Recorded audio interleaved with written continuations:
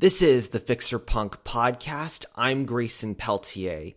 A couple weeks back, we discussed media and political infrastructure.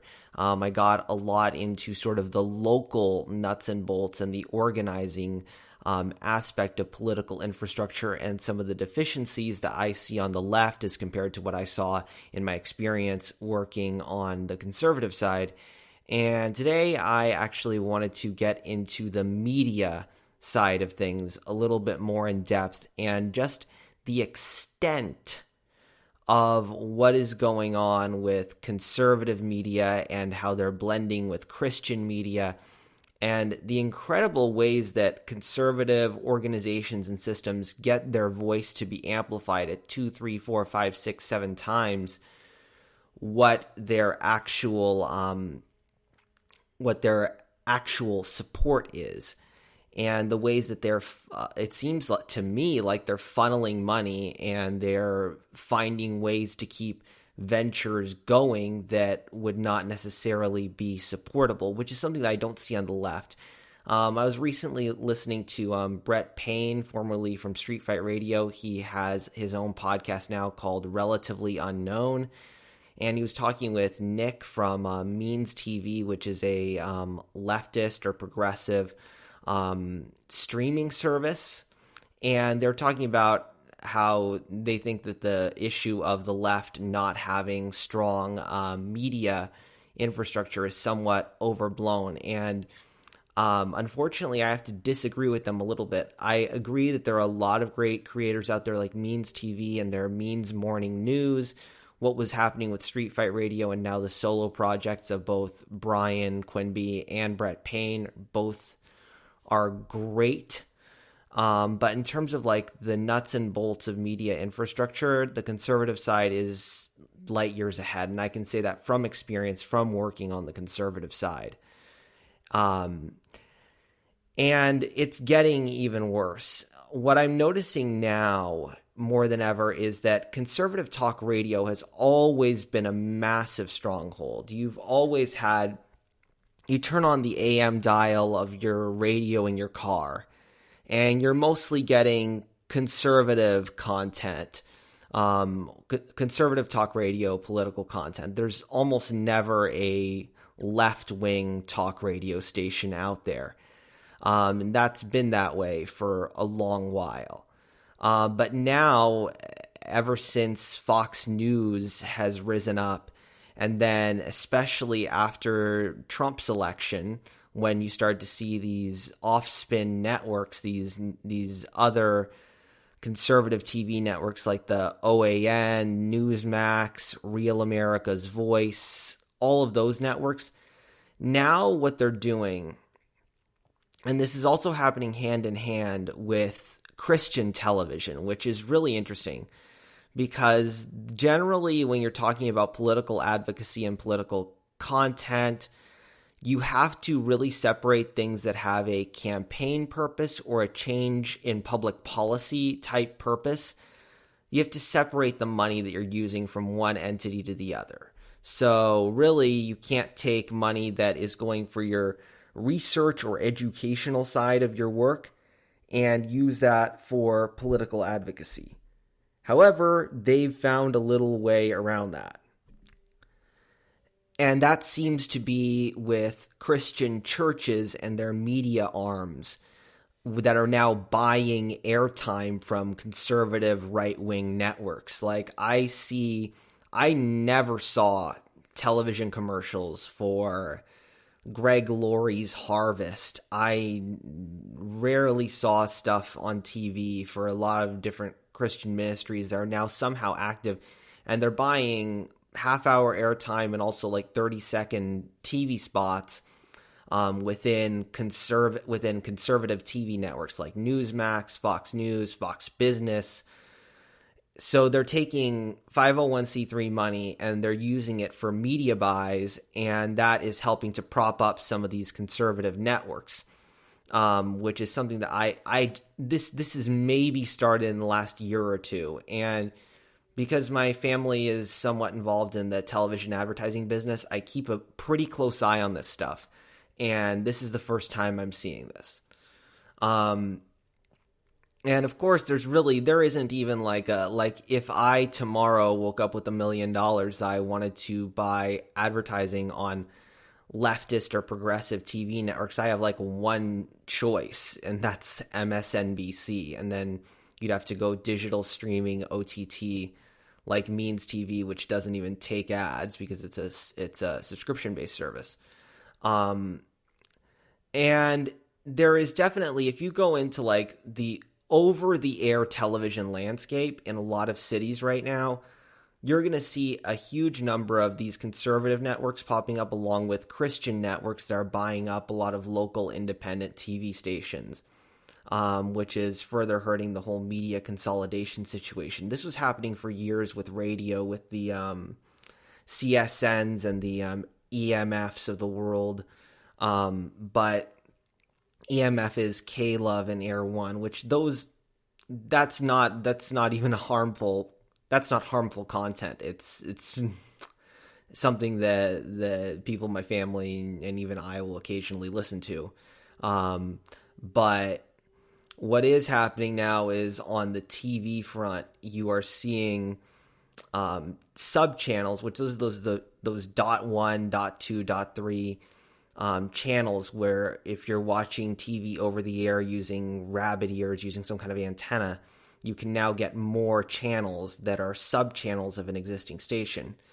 And you have networks like OAN, which got kicked off of DirecTV, got kicked off of a bunch of cable companies because they're spreading the big lie. And now what they're doing is they are adding over-the-air sub-channels. I'm also seeing the Steve Bannon project, Real America's Voice, taking over TV sub-channel as well. So they are getting over-the-air television, 24-hour networks. NewsMax seems to be starting something called NewsMax 2 as well. That's also over-the-air broadcast television. And that is giving conservatives a huge voice on TV, the place where they think that they can't, that they always said when I was in the Tea Party, there's nothing conservative on TV. And now look, because they have tons of money, then they're throwing it around, and they're able to now take over a lot of airspace. And the reason why this is a lot different, a lot more distinct, and a lot more strong than what the left has with social media and digital media and all of these digital platforms is that these digital platforms tend to be a lot more fragile in terms of you have algorithms you have to deal with. You have the possibility that you're being deplatformed very easily. The ad revenue is kind of unstable. All of these issues with digital, but when you have broadcast, you can pretty much, if you have a broadcast signal, there are at least some advertisers that will throw you money. There are direct response advertisers that will buy pretty much anything. Those are like, of course, you got the MyPillow guy, and that's the thing with conservative business ecosystems, is there's always a conservative business person with a few $1,000s that's willing to throw money on media that maybe isn't even getting them the audience that they want, but because they like it themselves. But there's a lot of direct response stuff that can run on these sort of minor sub-channel stations. And it's a lot more stable and consistent than something on digital because algorithm changes, you get knocked off. You get some sort of content or rules violation or whatever on a social media platform, then that basically takes away your business. When you're on broadcast, the FCC pretty much only enforces if you're saying profanities on the air or other rather rare instances of like severely damaging the public interest. And the left just does not have that yet. And of course, it's a matter of money. These things are not cheap necessarily. They're a bit more affordable than you might think, but they're not cheap. They require a big upfront investment. And the other thing is that these Christian TV networks that are taking over a lot of local stations, they're also sort of pushing conservative propaganda too, like TBN, which unfortunately is in the backyard of where I live here in Orange County. They're apparently worth just under $1 billion. A Christian donation-supported TV network is worth just under $1 billion. Let that sink in for a moment. And you will have people like a Mike Huckabee that are on that channel, conservative commentators. Of course, ostensibly, what they're doing is they're providing news or they're providing information that is related to their religious faith or to issues related to their religious faith, which would roughly fall within the 501c3 requirements. And that's how they're able to get away with it. But nobody's monitoring the content extensively.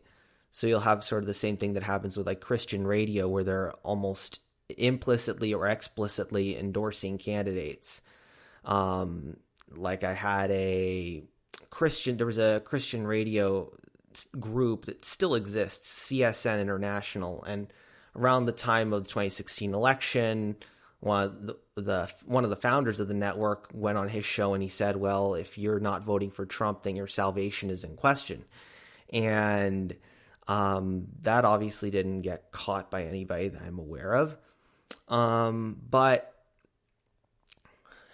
you have this entire ecosystem of propaganda that is being built by conservatives through the most surreptitious means. So you have these subchannels, these TV subchannels that you can't really censor, except if like the owner of the station, of course, oftentimes what will happen is the business side of it is that there is somebody who owns the primary channel. So like the channel that you're used to watching, like the channels 2, 3, 4, whatever, 10, 20, the 0.1 is the one that you're used to seeing. And then the remainders, there's a 0.2, 0.3, 0.4, 0.5, 0.6.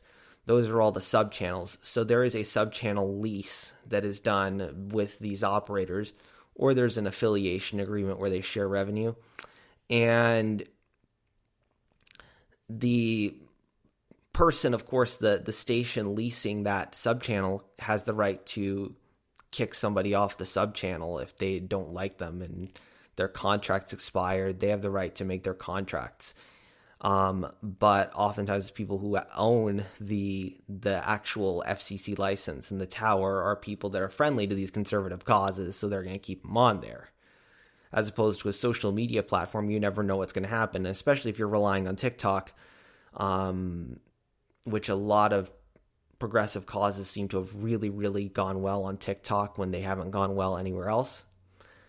You never know. When you have that type of infrastructure in place, it gets a little bit difficult to not only to, because I don't expect these things are going to be major sources of outreach for conservative organizations, but it allows them to have entrenched power and to continue communicating with their audience 24/7, 365 without interruption. And it keeps their base fully engaged and entrenched in every single direction possible. And what's also concerning about this new strategy that I'm seeing happening a little bit more, where you're seeing religious organization money that is being used to buy ad time, because if you think about it, the whole point of like Christian evangelism was supposed to be to reach people who haven't heard about the gospel, haven't heard about Jesus, people that need the hope of the gospel of believing in Christ and who need inspiration in their lives. And as much as we progressives know that people watching conservative media are people that maybe need a little bit of change in their lives,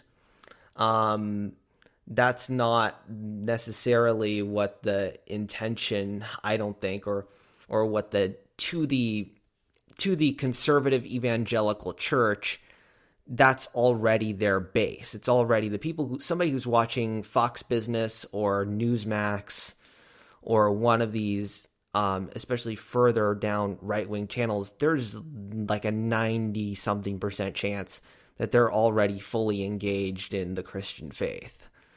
And they wouldn't necessarily need that evangelism.